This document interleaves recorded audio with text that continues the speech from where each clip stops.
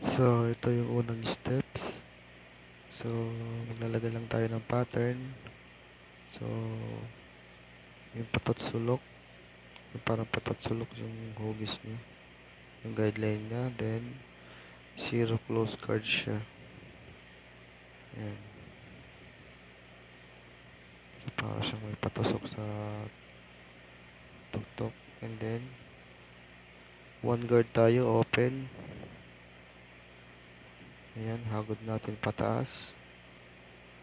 So, para magkaroon siya ng konting blending. Ayan, so andun pa rin yung guideline ng tatsulok. So, sunod natin ay 2 guard open para matanggal natin yung um, nakabalak, yung nakaumbok. Yan, para mawala yung kanto. Yan, hagod ka lang ng hagod. So, sundan mo lang yung guide na yan. Yan. So, ayan, nagkaroon na siya ng blending. So, maganda yan pagka na-blenda natin yung guideline. So, yan. Pupulsa-pulsahan mo lang hanggang sa matanggal mo yung mga dark spot. Yan, hagod ng hagod. Okay.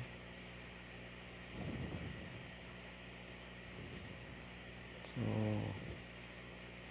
blending lang dapat siya.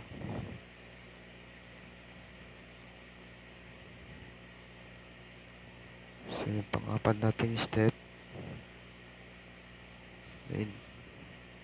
lagyan na natin ng lining para buhay yung ano niya, yung forma niya. And then dapat sa may temple guys, importante dyan, lagi siyang naka-curve para mas maganda.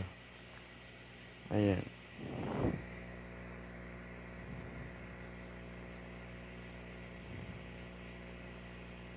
Ang gaganda ng gamit nila guys, no? Yun guys, kailangan mo siya ulit-ulitin para makuha mo yung tamang um, pagkakahugis niya, pagkakalay niya. Ayan. Kasi minsan may mga tira-tira at mga sumusobra-sobra, kailangan matanggal mo rin yun. Ayan, sa temple tayo. So, papantayin lang natin yung ano niya, yung sa may noo. Pero pwede rin naman na hindi mo siya papantay or hindi mo siya paahisan. Lalo't kung mataas na yung ating hairline sa noo. Ayan, mas maganda pa rin talaga yung may ahit para mas malinis siyang tingnan. Lalo pag ganito yung uri ng buhok mo. Medyo kulit siya. So, ganyan. Yan, mahirap din yung hindi pantay yung tubo. So, kailangan mong gawa ng paraan. Ayan. Tatanggalin mo yung volume ng ano niya kasi parang mas makapal yung sa may gitna eh. So, mamaya yan papantayin yan mamaya. Lilining siya para mas makita yung magandang forma niya. Kasi pag mga basket usually talagang meron siyang line up.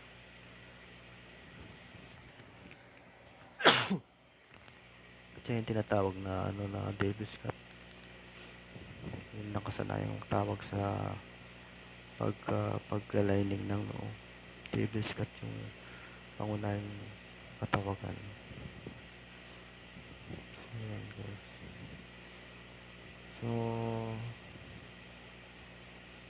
tataka ako bakit hindi pa niya tinatanggal yung lining nung sa may atilya. Pero kailangan diskarte niya na yan. Mas ma-detalye kasi itong ginagawa niya. Yung pagla-lining. Kasi hindi yun madaling gawin kasi hindi maiwasan na hindi siya magpantay.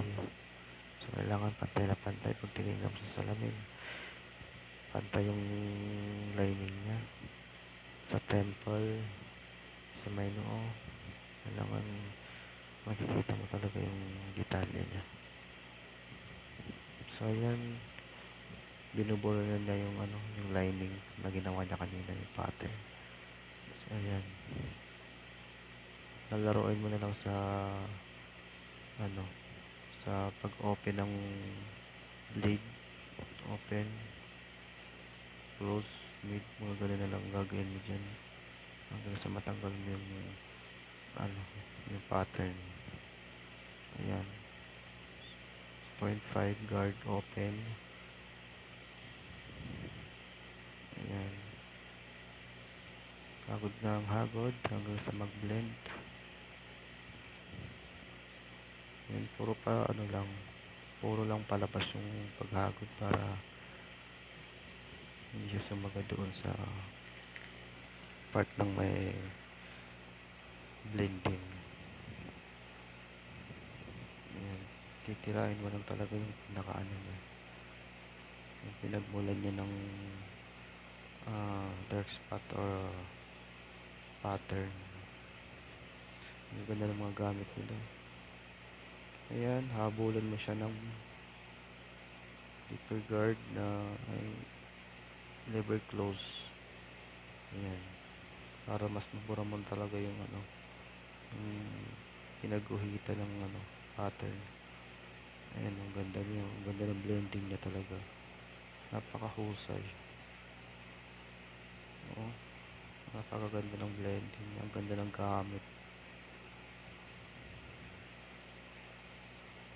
ang ganda ng ulo, ang ganda ng buhok, ang ganda ng tubo ng buhok, tapos ang ganda pa ng gamit mo.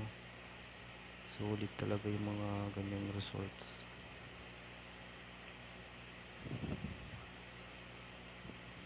Napakadetalyado.